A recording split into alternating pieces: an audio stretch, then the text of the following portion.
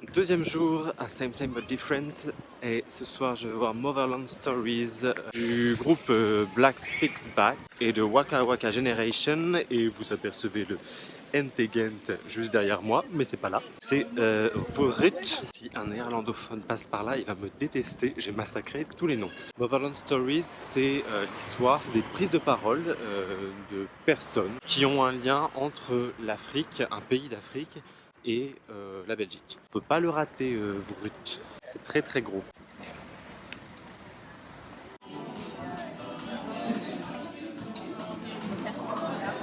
Bon, petit fail pour Motherland Stories. J'étais sûr d'avoir lu que c'était en anglais et en fait c'était en néerlandais. Donc j'ai pas compris. Du coup j'enchaîne tout de suite avec Congo Tribunal de Milo Rao. Bon, le Congo Tribunal c'est un projet un peu complexe parce qu'il se déroule en plusieurs étapes. L'idée de départ c'est quand même de créer un tribunal fictionnel, mais néanmoins un tribunal pour juger des massacres qui ont eu lieu au Congo, pour juger de la responsabilité de l'État dans ces massacres et juger de la responsabilité de l'entreprise d'extraction minière. Donc la première étape se situe évidemment au Congo, sur place, puisque les personnes qui vont témoigner, les personnes qui seront dans le jury, même le président de ce tribunal, toutes ces personnes sont bien réelles et ont un lien avec le Congo dans la réalité. Rien de fictif parmi les gens qui sont sur scène. Le seul moment qui nous rappelle que c'est fictif à chaque fois, d'ailleurs très violent je trouve, c'est quand Milo, en début de séance à chaque fois, dit attention, le tournage va commencer, action. Et là il y a un clap de cinéma. Et c'est vrai que tu te dis que à la fois dans la salle, à la fois sur scène, c'est que des gens qui espéraient ce tribunal. On le rapporte via la fiction, mais on leur rappelle quand même en début de séance que c'est bien fictif, que le tribunal qu'ils méritent n'existe pas réellement. Et d'ailleurs, à la toute fin du film, quand Milo fait un discours, prend la parole, parce qu'il prend jamais la parole, sinon pendant tout le documentaire, quand il prend la parole pour rappeler que tout ça était bien un tribunal fictif, dans la salle, il y a un silence et presque une déception. Et du coup, sur le papier, ça peut paraître bizarre. Si tu résumes, c'est quand même un mec blanc qui débarque. D'ailleurs, c'est une phrase d'un des protagonistes qui s'adresse à la foule. Et il dit, vous voyez le blanc là-bas, c'est lui qui va faire un tribunal. Donc c'est un blanc qui décide d'aller faire un tribunal au Congo sur un crime, sur un massacre qui n'a pas été encore jugé. Mais il décide d'en faire une pièce de théâtre et un documentaire, une pièce de théâtre qui se jouera à Berlin plus tard, qui sera le dernier acte de ce tribunal sur le Congo. Donc oui, sur le papier, ça peut faire un peu « j'utilise la misère du monde pour en faire du cinéma ». Mais quand tu vois l'impact que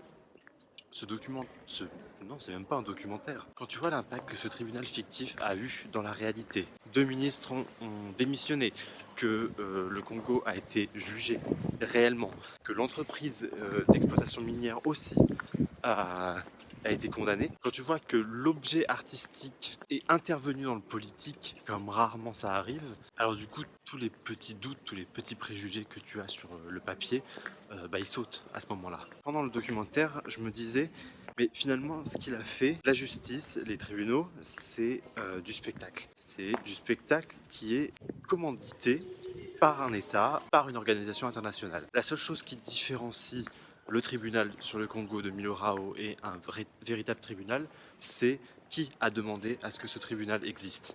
Et nous dit, oui, ce tribunal n'a rien d'officiel, mais il a le mérite d'exister. Et finalement, est-ce que c'est pas là le rôle essentiel de l'art? C'est d'exister aux endroits où il y a des manques dans la législation. Si l'art, c'est de mettre en lumière des choses que le politique ne voit pas, si c'est prendre le réel et mettre en évidence les faits, surligner ce qui doit être surligné, alors si l'art c'est ça, c'est encore un chef-d'œuvre. Ah, et aussi, il fallait que je vous parle d'elle. From Pop-Up History Lesson 3. History is not only written in the books. Sometimes our voices deliver the stories that we need to live on. So our words bear the names of many legends to the world. Je n'ai pas trouvé l'information sur internet, je ne sais pas qui elle est, je ne sais pas comment elle s'appelle, mais pour tous les spectacles que j'ai vus ici, avant le spectacle, elle monte sur une table, sur une chaise, fait une petite intro musicale et elle nous raconte l'histoire d'une femme qui a changé le monde en 2 minutes. Aujourd'hui c'était Queen Nani et hier c'était...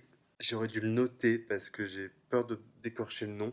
Mamamiti. Et en fait, ça va trop vite, ça survient trop vite et t'as pas le temps de noter et tu retiens pas forcément. En plus, t'enchaînes avec un spectacle derrière. C'est une conteuse, cette fille. C'est hyper bizarre. Elle arrive tout en douceur avec sa petite chanson. Elle te captive, tu l'écoutes en souriant et elle s'en va.